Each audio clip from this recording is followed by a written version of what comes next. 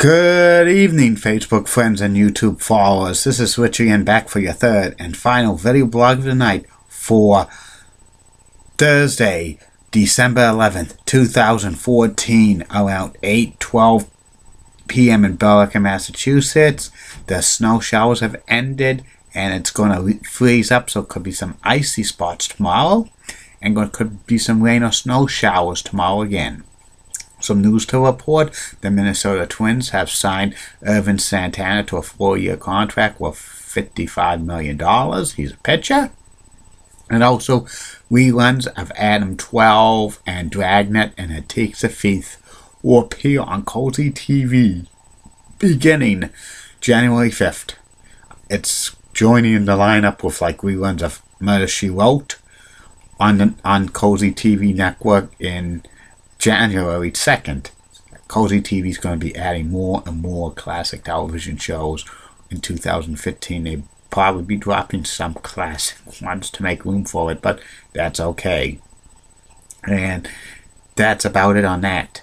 And my third and final video blog subject of the night is about one of Boston's most famous radio talk show hosts and writers and journalists, Howie Carr. Howie Carr's been working in Boston for well over 30 years. He's a conservative talk show host, and his show's real popular. And it's on WMEX TV Radio 1510. That's the flagship station, and it's syndicated all over New England. Howie was born in Portland, Maine. He grew up in Portland, Maine. He went to high school at the Deerfield Academy in Deerfield, Mass. It's a boarding school. And then he went to the University of North Carolina, and he graduated from them with a degree in journalism. He worked for a school newspaper, and for many years he wrote independently about topics of conservative stuff and others subjects. He was a beat reporter for the Boston Herald, which was then called the Boston Herald American in 1980. He started off doing the City Hall beat of Boston, and he got to know the inner works of this coverage of during the end of the mayor of Boston at the time, Kevin White, and he really didn't like Kevin White that much at all. And then Howie worked as a political reporter for Channel 7 in Boston for a couple of years. He also worked as a political reporter on WLVI TV 56 and WGBA TV 2 in Boston as a political commentator and stuff like that. And Howie has had, for many years, he's had a long-running feud with Mike Barnacle, who was a writer for the Boston Globe, who actually kind of was like the Howie Carr version of him in the Boston Globe, kind of having the conservative views and stuff like that. And one time Howie called Mike a hack and stuff like that. Howie was getting to be real popular with television appearances and stuff, and radio appearances in Boston radio and stuff.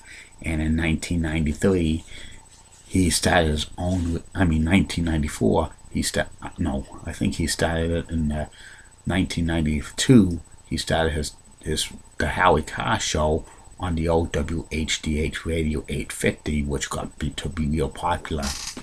In 1994, WHDH merged with WRKO, and Howie's show moved to WRKO, and it was from 3 p.m. to 7 p.m. It was very highly rated. It got syndicated well over New England, and there were some popular segments that Howie had. He had a chump change hotline on there. He also had Dead or Alive poll and other great stuff. And Howie talked about the current issues of the day and stuff like that. He talked about this and that, and he got real popular with some of his great conservative views. Howie actually guest hosted on a few nationally syndicated radio shows like the Dennis Miller Show and the Mark Levine Show, and he's also appeared on a lot of other television stations and stuff talking about the issues of the day. And Howie Carr started to write many books in like 2006. He wrote the first book about James Whitey Bulger and his brother Billy Bulger, how they conned the Boston people for over 25 years. Howie Carr was big on the James Whitey Bulger's thing, because James Whitey Bulger was a gangster for many years. The underworld of Boston, he was a big fan, where he was hiding and stuff, and the connections they had for Whitey Bulger with the mob and stuff. Howie Carr was very interested in that subject, and he wrote several more books about that. And some of these books I read were amazing and became bestsellers and stuff like that. And Howie Carr's show on WRKO continued to be more popular.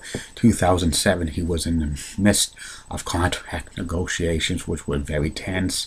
He actually was going to leave WRKO for the 96.9 FM talk, and he actually kind of signed a contract with them to host the morning drive from 5:30 to 9 a.m., but WRKO matched the offer, and he stayed with WRKO for many more years, even though he didn't really like the management at the radio. He still continued to be on there until 2014, the fall, where he stopped. He announced that he was not going to do the radio show anymore for WRKO, and then he moved it to 1510 WMEX, where Liberty reigns as his new flagship station. He started on that on November 17th, and it's still, there's a lot of syndicated throughout New England and stuff, and you could listen to it online. WMEX's radio signal up in this area is very, very weak, so you can't hear it too much, and I'm surprised another station in the area doesn't carry it for syndicated, but maybe they don't want the interference with WMEX and stuff like that. And Wednesdays around high noon, Howie Carr is on Herald Radio talking about the issues of the day, and also Howie Carr from time to time appears on Fox 25 talking about important issues and stuff like that. And he's one of a very good journalistic people that in Boston history, getting through stories and stuff like that. I met him 2 times. I met him in 2000 when they had the old Taste of Boston at the old City Hall Plaza. I met him in 2006 when he signed my book about the brothers Bulgers. He was at the paper store in Billerica, Massachusetts, and he was signing autographs of his book, which it was pretty good. I met the guy. He's a decent guy. He's a good guy, and he's real popular. And that's about it on him. I'll be back later, Facebook friends and YouTube followers. 3 more video blogs tomorrow. These video blogs tomorrow will be the top 10 feuds in WCW history.